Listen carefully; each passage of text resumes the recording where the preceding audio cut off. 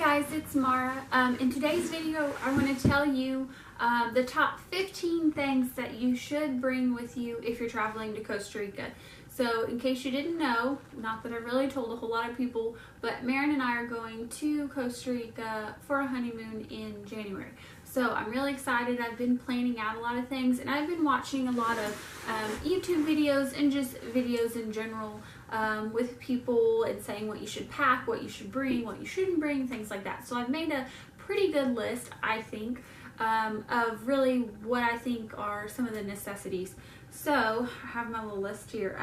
First thing is an alternate ID. So if you didn't know, quite a few states in the United States, with the Real ID Act, your driver's license isn't going to be enough. So now, of course, because we're going to Costa Rica, that's out of the country, I'm going to need a passport. So your number one thing is a passport. But even if you're traveling just within the United States, starting, I think it's January, something like that, your driver's license may not be enough. So with having your passport, you also want to have a copy of your passport or another form of identification in case you were to get, pickpocketed or something like that. Although they act like crime isn't that bad in Costa Rica, you never know. You can get pickpocketed anywhere, you get your purse stolen, stuff like that. So kind of going along with that, you also want to have extra cash. So it seems to be that ATMs are pretty reliable around the country, and there's quite a few of them, especially in, like San Jose and places like that. But you want to have extra money, stowed away, kind of, I guess, hidden in your bag in case your cards were to get stolen and, you have to communicate with your bank and try to get money. And, if you want to have a little backup money stowed away just in case, because you never know what's going to happen. Another thing I have is snacks. So with snacks, especially if you have food allergies like I do, you always want to have a backup food choice in case you're at some place where you can't eat anything there, or even if you're just a normal hungry person, you always want to have snacks if it's a long drive. And especially if you're going to quite a few different destinations in Costa Rica, you want to have snacks maybe in your bag, your purse, your backpack, whatever you have with you, in case you get hungry. Or even on the plane to Costa Rica, the flight's 6 hours, maybe 5, something like that. Obviously, depending where you're coming from, it's going to be different. But you want to have some snacks with you, especially because airport food's pretty expensive, and snacks even. So the next thing I have is have a Translator App. And so the next two things is your phone and a Translator App. So you want to have your phone with you. You want to make sure you turn off data because you'll be charged quite a lot, I'm pretty sure, internationally if you want to use your data. But I have heard that Wi-Fi is pretty readily available at different, especially in like San Jose and in the big cities. Obviously you're out in the mountains, you're not going to get Wi-Fi. But in the cities it is pretty readily available at your hotels or wherever. And so you can use that to communicate with your family, but also if you're trying to communicate with locals, or someone your guide or whoever. Most are pretty bilingual, but in case they're not, you want to have a Translator App or have some kind of even translating book with you if you really need to convey something, especially if you are like me and you have food allergies. I have looked online, I'll try to link it down in the description.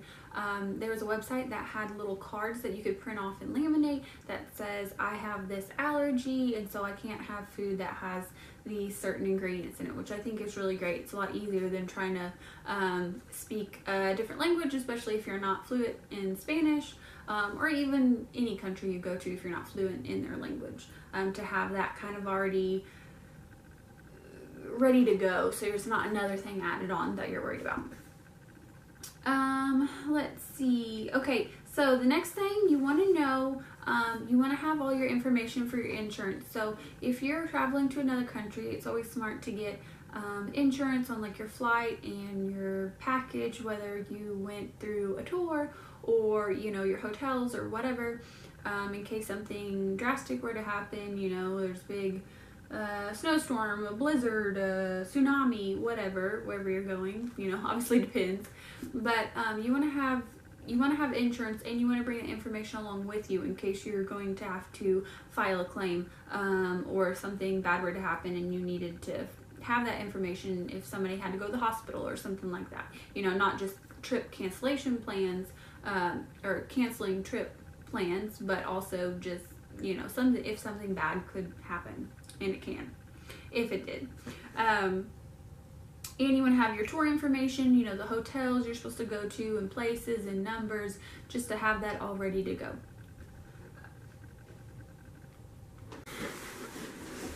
Okay, so, Zelda, come here. Cuddle. Had to get my pup. Cuddle, pup. Cuddle.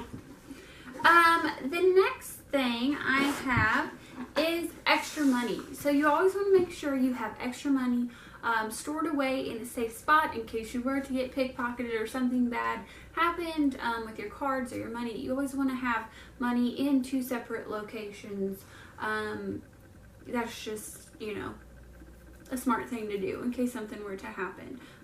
You know, hide it in your socks, whatever. And speaking of socks, you want to bring along tall socks. So I know it depends kind of what time of the year you're going. We are going during the dry season, but even during the rainy season or whenever, because we're in the dry season, it's really going to be pretty warm, but it can get cool at nights. But besides that, tall socks isn't because warm or cold. We are doing a lot of adventure touring through the rainforest, through different, by Arenal, the volcano, and so there's a lot of trees and animals and insects and stuff like that. So you want to bring tall socks and shoes that are kind of all-terrain, if that's the type of activities that you're going to be doing. So let's see, next thing I have is water shoes. So if you're going to be doing the whitewater rafting, which is like we're going on the I don't remember what the river is called, but it's just east of San Jose. That's like our first stop after San Jose. And we're doing whitewater rafting, so you want to have some kind of water shoes that can get wet, that aren't like flip-flops, that aren't just going to fall off, that can kind of take, you know, all-terrain. We're also going to be doing canyoneering later, so that's kind of like rappelling down a waterfall / canyon. And with that, you want to have some kind of grippy water shoes, like if they're sandals, like the strap kind that have a back on them, nothing that's going to fall off while you're doing this different kind of adventure water type activities. Okay, next thing I have is waterproof jacket / poncho. So like I said before, we are going during the dry season, but that doesn't mean it's not going to rain. Same with the rainy season, not mean it can't be dry.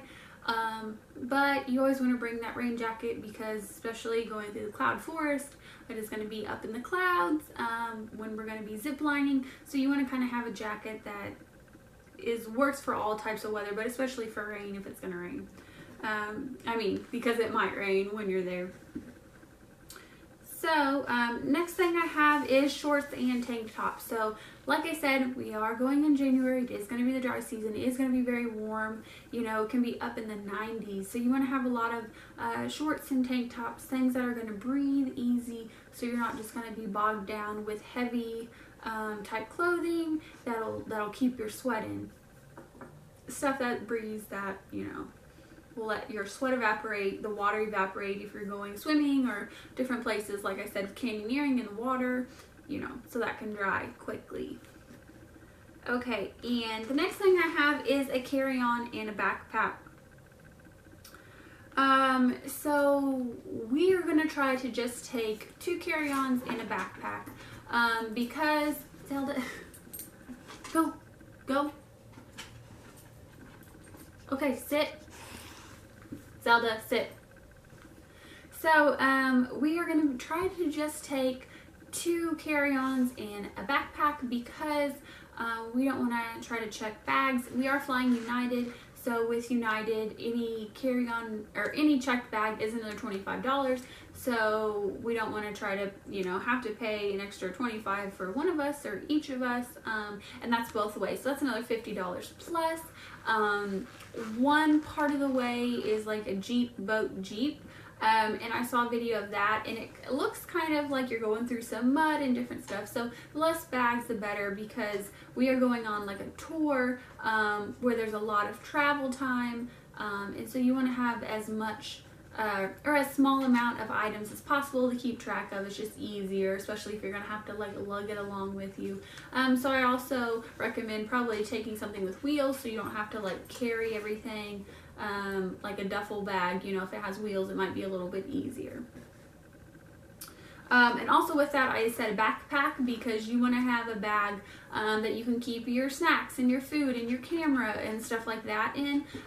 Or if you have maybe like one of those crossbody bags or purses, to keep that sort of stuff that you want to keep on yourself, your money and stuff like that. So a little bag, a bigger bag, and a carry-on bag. Next thing, like I said, your camera. So you want to have, you know, a good camera. You know, if you're afraid about getting it stolen or, you know, lost or whatever, don't maybe take all your fancy DSLRs. But my camera I'm going to take with me. It has really great zoom. I think it'll be really awesome for looking at the different animals and the treetops and the different kind of birds and insects and everything. So I'm really excited about that. I'm also going to take my little HD Sports water camera, so I could take some cool underwater shots. I'm really excited about that at the beach and at the waterfalls and just wherever. I think it's going to be really awesome and take good video and pictures. And so with your camera, with your waterproof little, you know, GoPros, whatever you might have, you want to take multiple SD cards. So recently I've bought quite a few SD cards because I don't have any idea how many pictures I'm going to want to take. I'm a big picture taker. You know, you want to live your life, but you also want to kind of keep those memories. At least that's my personal opinion. And I want to make cool YouTube videos hopefully after we get back from Costa Rica. So you want to have a lot of SD cards. I have heard that electronics and all that are kind of expensive down there, so you don't want to wait and try to, you know, buy SD cards down there, because you could be spending a pretty penny. But and the last two things I have are sunscreen and bug spray. So because we are just taking carry-ons, you have to follow the 3.4 ounce rule. So what I'm going to do is take sunscreen and put it in those little ounce bottles, 3 ounce bottles, and also sunscreen and bug spray. So obviously you can't take aerosols on a flight and a carry-on, and so I'm going to take the more liquid spray, bug spray, like Avon, and there's that Off Bug brand. There's a bunch of different kinds. They aren't all just in aerosol cans. So I'm going to put those in little ounce bottles. There's some that have a little spray nozzle on it. So because there's so much, you know, you're near the equator, the sun, there's a lot of bugs. If you're going to be out in the wilderness and stuff like that, you don't want to get all different kind of bites, and then you'll be really uncomfortable the whole trip. So you want to bring your bug spray and your sunscreen, because I have heard they, along with SD cards, sunscreen and bug spray are pretty expensive down there.